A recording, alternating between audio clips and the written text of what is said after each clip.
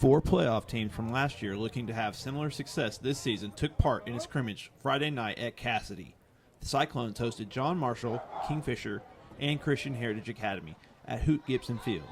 It was a chance to see a glimpse of some of the top playmakers in the state give us a preview for the regular season. Casady had a lot to replace, losing multiple Division I players off the roster last year, but still feature one of the state's top athletes in Max Warboko, who didn't participate in the scrimmage due to an injury, but he will be back in time for a Week 1 rivalry matchup versus Holland Hall. Coach Kobe Scoville was pleased with the progress and improvements his team took away from the scrimmage. Well, yeah, we had great competition. Kingfisher, John Marshall, CHA, they're all three, great teams. They're very well coached. So we know we're going to get some good competition. We really just wanted to see how our kids competed against a different opponent, going full speed. How our quarterbacks were going to react to a live look. How our offensive line, defensive line, we're gonna do playing all night. A smaller roster, sometimes it's hard to get a full 2-hour practice live, so that's what we got tonight, and I was very pleased with the results. We've still got some improvements to do, but it's early, so we're happy with our kids.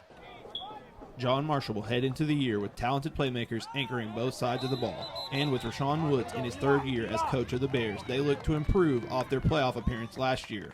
They will be led by Tremonda Moore, a dominant two-way player who has burst onto the national recruiting scene with around 20 Division I offers since June.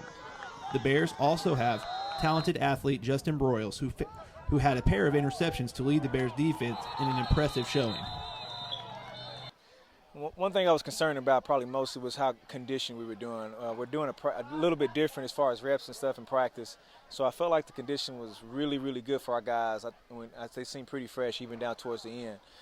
Execution for the most part as far as guys being in the right spots. On the defensive side of the ball, guys need to continue to do a better job of doing that.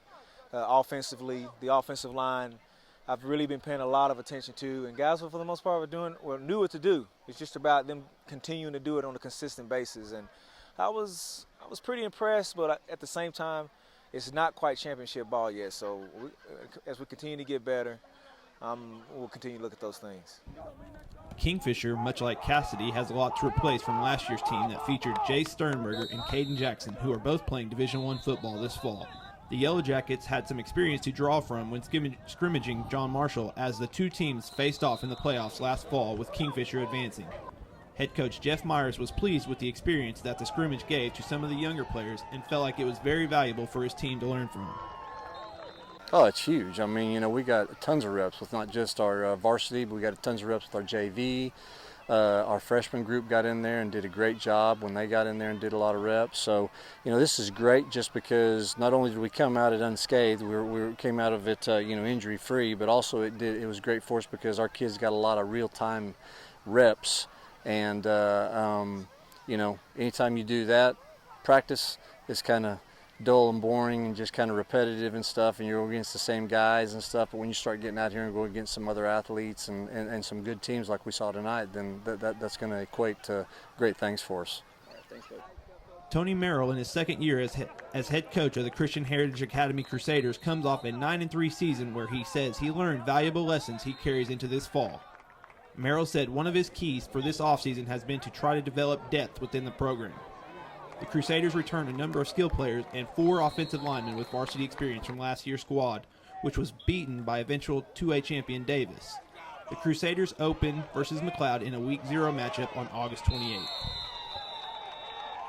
Oh, defensively we got to tackle better, but that's pretty usual for a first scrimmage. You don't get to go live a whole lot in practice, so we've got to tackle much better in the open field. And then offensively, we just need to clean up some stuff in our pass protection and our passing game. We got an outstanding running back in Joseph Lemieux, got a chance to be the all-time leading rusher in our school's history. And so we just got to clean some things up there, but really a good first scrimmage for us. This is Jared Hall reporting from Casady Team Scrimmage with this OK Gridiron exclusive on the OK Preps Network.